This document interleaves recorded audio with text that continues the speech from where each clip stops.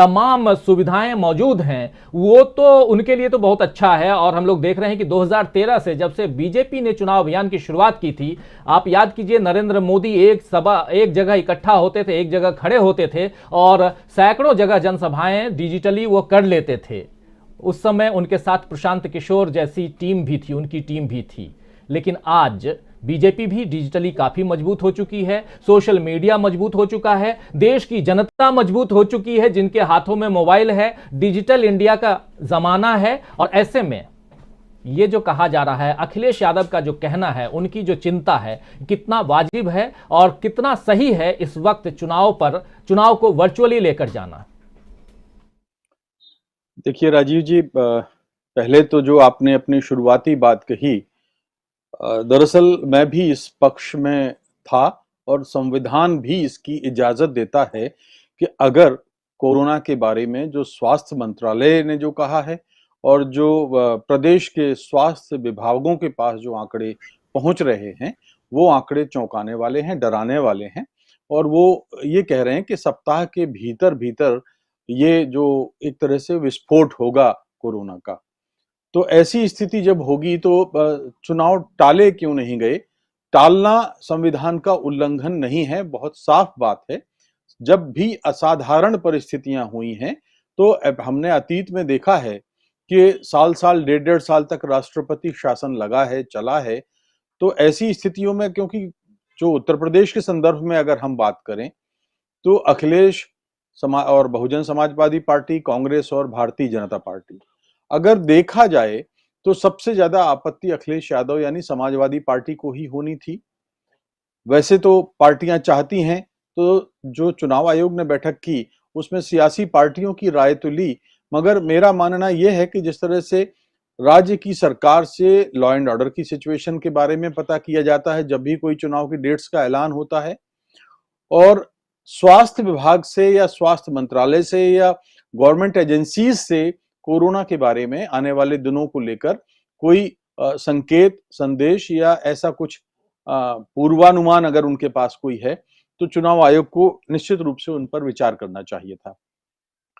अब चूंकि ऐलान हो चुका है, तो एक तो मैं बताऊं कि वर्चुअल रैली जैसा अब कोई शब्द नहीं रहा, क्योंकि 5 लोग से ज्यादा तो कोई इकट्ठे हो नहीं सकते।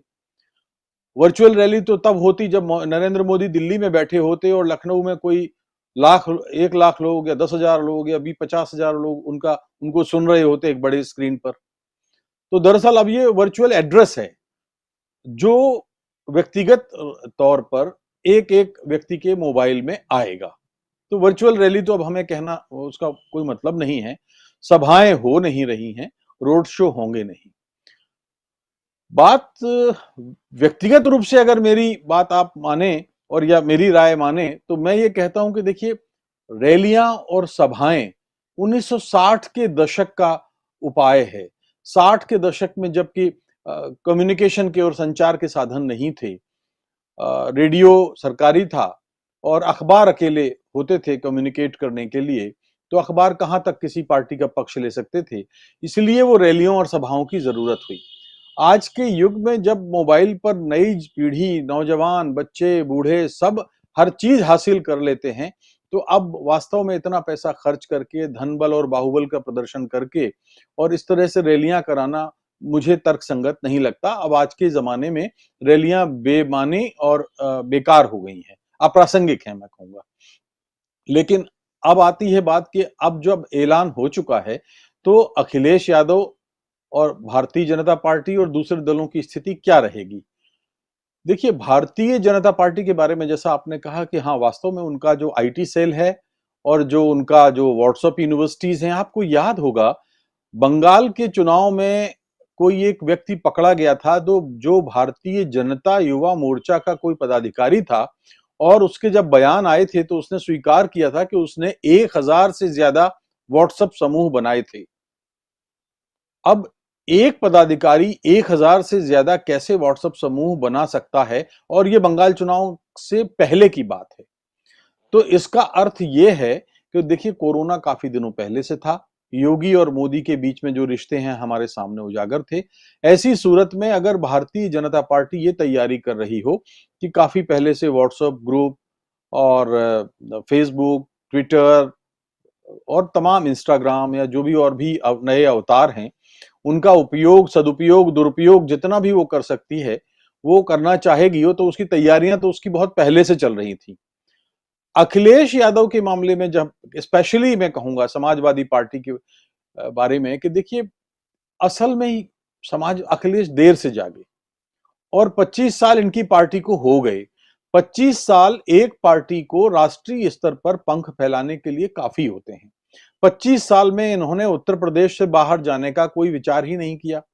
मतलब अखिलेश यादव के पिताजी मुलायम सिंह रहे या उनके चाचा पार्टी के अगुआ रहे, तो उन्होंने जब विचार ही नहीं किया, उनको ये लग रहा था कि हमारा जो यादव वोट बैंक है वो करीब करीब 20% जो होता है, हमें तो उसके भरोसे चलना है और जब भी हमारा समय के हिसाब से थोड़ा बहुत होगा तो ऊपर नीचे होगा तो हमारी सत्ता मिल जाएगी। इस बार भी वो ये मान के चल रहे हैं और चल रहे थे कि शायद उन्हें तश्तरी में उत्तर प्रदेश की सरकार बनाने का अवसर, निमंत्रण मिलने वाला है। मैं ये मानता हूं कि इतना आसान है ही नहीं। अखिलेश यादव के लिए इसलिए आसान नहीं है कि अब एक नई पीढ़ी आ चुकी है जो अब उस तरह के जाति समीकरणों में यकीन नहीं करती। बेशक उत्तर प्रदेश में जाति से मुक्त होकर बात करना, चुनावों के समीकरणों को समझना बड़ा कठिन है, लेकिन एक वर्ग ऐसा है। दूसरी चीज ये है कि आप किस वर्ग को आकर्षित करेंगे। जो आपका अपना है वो तो अपना है ही है, चाहे आप वर्चुअल एड्रेस करें या ना करें। 20%, 19% वोट आपके पास आते ही हैं। अब जो दूसरे वोट हैं उसमें, लेकिन उनके वोटों में सेंध लगाई है कांग्रेस ने। जैसे प्रियंका गांधी ने जिस तरह से वहां 2 महीने से या 3 महीने से लखीमपुर खीरी कांड के बाद से प्रचार में बढ़त बनाई हुई है, उसमें महिलाएं और खासतौर पर लड़कियां उनकी तरफ आकर्षित हुई हैं और वो सब मोबाइल का इस्तेमाल करती हैं, वर्चुअल एड्रेस और तमाम सर इंटरनेट पर जो दूसरी भी चीजें हैं वो एक्टिव हैं। तो मुझे लगता है कि और कांग्रेस, देखिए कांग्रेस ने काफी पहले से ये जानते हुए कि पिछले चुनाव में लोकसभा का जब 19 का चुनाव हुआ था और 17 में जब भारतीय जनता पार्टी का चुनाव हुआ था, विधानसभा का चुनाव जब हुआ था, तो मुझे याद है मेरी एक नेताजी से बात हो रही थी कांग्रेस के। उन्होंने कहा था कि अब अगले चुनाव में हम जो है आईटी को अपना बहुत मजबूत करेंगे।